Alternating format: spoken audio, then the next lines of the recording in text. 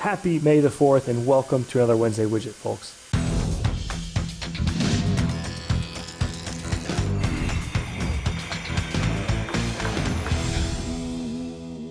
We've got a 1.5 inch diameter piece of 6061 aluminum chucked up in the Tormach lathe.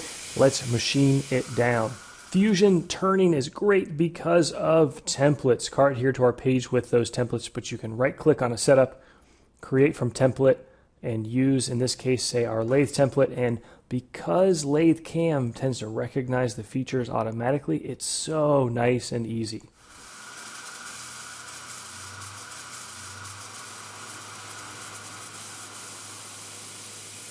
Doing an OD profile at first to turn down the outside geometry, at least the material that we can get to with this right hand tool. Capping our RPMs at 2500, 10 thou feet per rev, taking 45 thou depth of cut, maximum roughing step downs.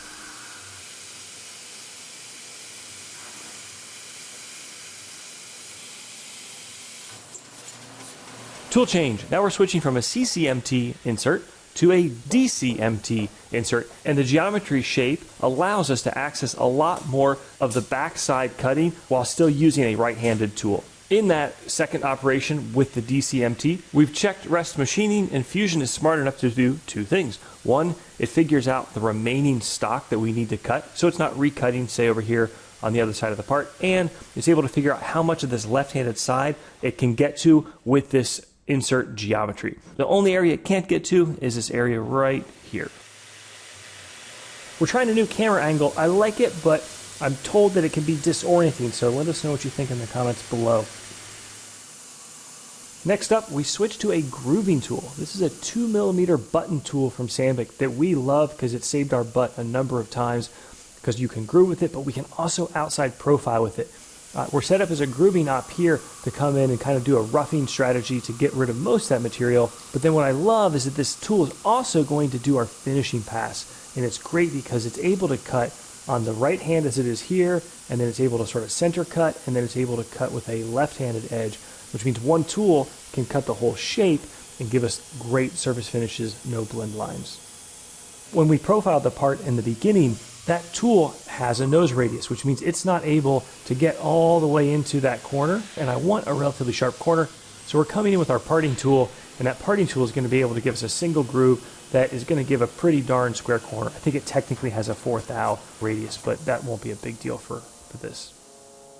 Now we've got to make the TIE Fighter wings. Does anybody know where the actual ion engines are? Are they in the wings?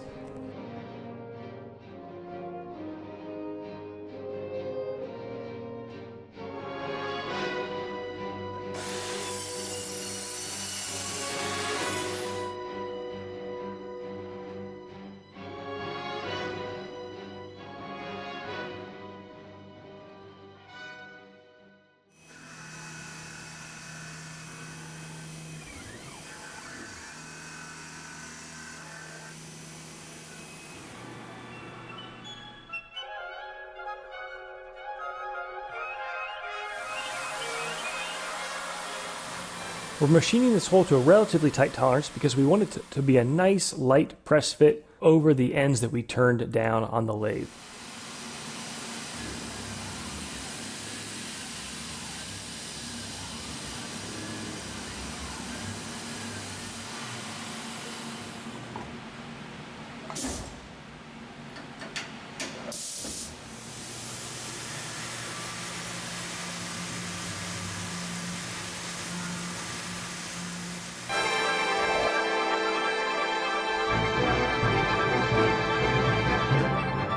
With the Holst machine, back to the Superglue method. If you're new to this card here, it's an absolutely amazing way to hold on to parts.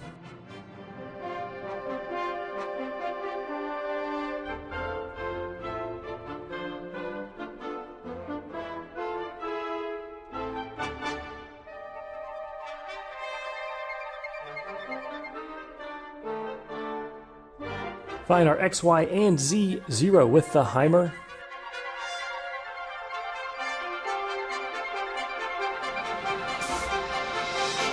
And let's make some TIE Fighter wings.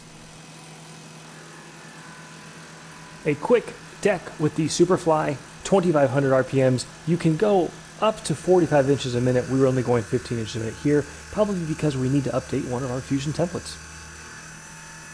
Next up is a 3D adaptive.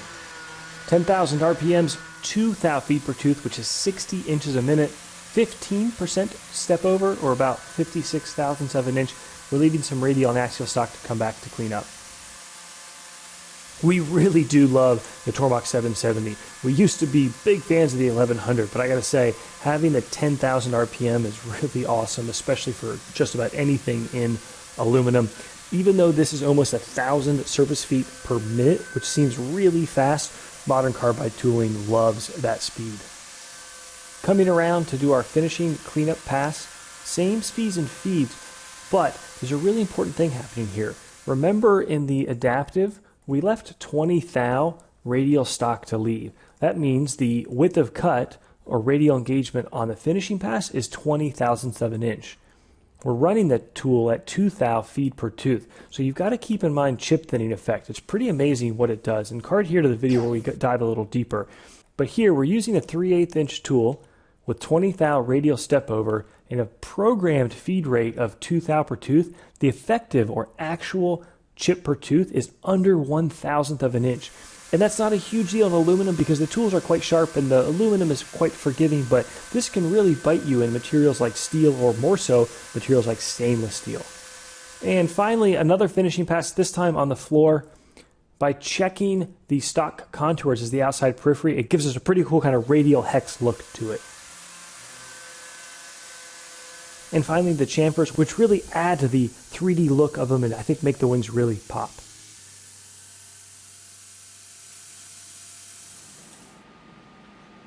Popping the part off the super glue. It's so nice because the tape then just peels off.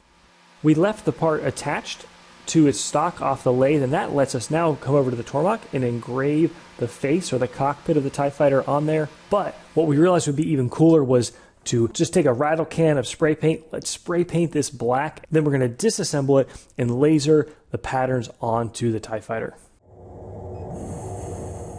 One of the things that makes using a laser so easy is you just cut the jigs and templates right in place. So cutting through some thin acrylic here, which will serve as the jig for the 4 different cuts that we've got to do, 2 sides for the 2 wings. Piece of shim stock just to protect the paint job on the TIE Fighter wings. This nozzle has just a little bit of a sharp point, and we didn't want to mar our newly painted wing. We ended up rerunning the laser a few times just to clean up and make a really crisp line where that paint had been. And same thing for the TIE Fighter body. I said to Ed, don't get cocky, kid, but he thought he could do it, and he nailed it. We lined up the existing Tormach engraving with the laser. What I love about this is if you don't have a laser, you can engrave it and it still looks cool, or paint it first, then go engrave it, and you'll get a very similar look. But hope you guys learned, hope you enjoyed. Fusion 360 CAD and CAM file are available on NYC CNC. Otherwise, take care, folks. See you next Wednesday.